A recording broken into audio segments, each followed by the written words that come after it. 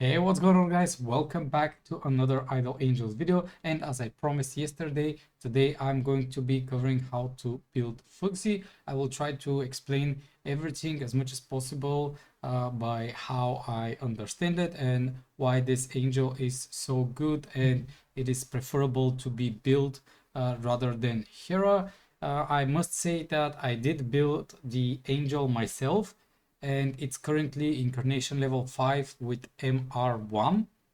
And I did swap her with Hera. I didn't do any changes, and I already noticed that she was performing a bit better than Hera. It managed to push the stages on which I was already stuck and I couldn't push because I didn't have 5, 10, 15% of damage. And I must say that Fuxi I haven't already maxed out, and my Hera is UR plus and incarnation level with 3 stars. So I have already invested like 400-500 blues, if not even more, because I have some UR stars on Hera as well. But I already do like Fuxi a bit more. Maybe in the near future, depending on what the MR Angel releases are, I will come back and finish Hera. But definitely as a newer player who hasn't built either Hera or Fuxi, I will say that Fuxi with MR1 incarnation level 5 feels a bit better than Hera. So when it comes to the angel level cap, since Fuxi is an MR based angel, you will be needing to upgrade each 1 star in order to go from level 300 to level 400 for Fuxi. But since she is support, you don't really need the MR 5 in order to get her level 400, because it's expected that your DPS will be maxed out and your DPS will be able to reach level 400. When it comes to the blue scrolls, here on the bottom you can see how many blue scrolls you need in order to fully summon the angel or to reach certain star. So if you would like to get the Fuxi to MR1 with incarnation level 5, it will cost you around maybe 800-ish blue scrolls, but keep in mind that you are also receiving 7 free shards of incarnation level for completing her island thingy, and then you don't have to summon for her MR base because you already get her for free. When it comes to the awakened levels, as I mentioned, you definitely want the MR1 to be unlocked and incarnation level 3. Like, this is the minimum requirement at which you will feel Fuxi doing something for your team. After which I would suggest to do incarnation level 5, so to max out the 2 stars on incarnation level.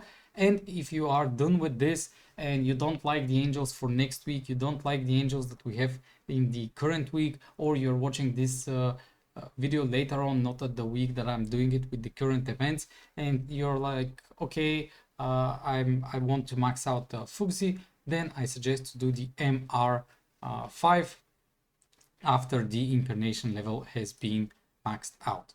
On the basic skills, with her first skill, she restores HP to all allies, which is equal to 200% of her attack, and she dispels 2 debuffs from each target, which if you awaken her relic to awakening 30, it will debuff, it will dispel all debuffs of all allies. And then the second skill is she deals 200% magic damage to all enemies with a 50% chance to transfer 1 buff from each target to Fuxi. So if the enemies have 6 different buffs on all their angels, there is a chance that those buffs get transferred to Fuxi, which is quite incredible. And if you awaken the relic to 60, I think it will always transfer 1 buff, so it will make it 100% chance to transfer buffs, which in my opinion it is very, very insane. When it comes to the UR plus powers, each time Fuxi applies Baguo formation, increases buff effects to all allies by 2% and up to 8 stacks, which lasts until the end of the battle. So in total, she can buff the allies with the increased buff effect of 16%, which is incredibly well. I'm sorry, now I see that here on the Wonder Power, I haven't put the correct screenshot, but in short, what you want is to get the attack buff. Then on the second one, it doesn't really matter. It's more or less dependent on if you're doing PvP or PvE. The third one, again, it depends on PvP or PvE. So for the PvP, we pick the speed. For the PvE, we take the attack buff. Then the fourth one is to increase the attack of all allies for 1 round. And lastly, the last one is to get the cheat death so that she gets the death evasion and doesn't die. Your goal kind of is to have Fuxi staying alive for as long as possible, in my opinion. So getting her to MR5 will give you this 1 extra death evasion, which is very, very good. When it comes to the MR powers, she activates a yin on the enemy. So basically all of the enemies are taking 30% more damage and 30% more skill damage for 2 rounds. And whenever the enemy casts, they take 50% true damage of Fuxi attack. So your goal is to max her attack as much as possible. And also the highest attack enemy gets a 5% buff receive reduction for 2 rounds. At MR1, she is getting 200 energy, so she can cast the MR power in round 1. MR2 will allow to inflict 2 stacks of this buff receive, which is 10%. Then MR3, the enemies will take 100% of Fuxi attack as damage when they cast their skill. MR4 will allow Fuxi to inflict 3 stacks of the debuff, so the enemies will have 15% less buff received. And then MR5, it's a passive which will inflict a curse binder to 2 enemies with the highest attack for 2 rounds, and the holder cannot inflict any debuffs, which in my opinion it will be very, very good for PvP in order to try and stop some CC targets which have a lot of attack on their own. When it comes to the incarnation powers, on incarnation power 0, she will be absorbing half of the damage taken by all allies, up to 800% of her max HP. And then she will give encourage to all allies for 2 rounds, which is increasing your allies' attack based on Fuxi maximum attack. It's 60% of Fuxi maximum attack. And the highest attack ally gets plus 5% buff received. On incarnation level 1, she gets 1 willpower, which allows her to cast on round 1 her incarnation power. On incarnation power 2, she will be giving 2 stacks of this 5% buff received, so your highest attack ally will get 10%. Then incarnation level 3 gives her plus 3 willpower and makes it so that incarnation power can be cast pre-battle, which means that you can have Fuxi cast it pre-battle and then on round 1 once again to cast it. Incarnation level 4 will give her 3 stacks to the ally for the buff received, and incarnation level 5 is buffing the encourage to be 80% of Fuxi attack instead of 60, which in the early game it might not feel that much, but believe me, later on those 20% is a huge and big increase. When it comes to the Relic, I do suggest to use her own Relic because it gives her attack and then attack percentage, and your goal is to gain 3 times attack over here on the bottom. I tried to reforge 3 times and I've opened 4 chests in order to acquire a better Relic, but sadly I didn't receive attack even once, which is very, very unlucky, but I will be definitely doing my best trying to get a Relic with attack percentage over here.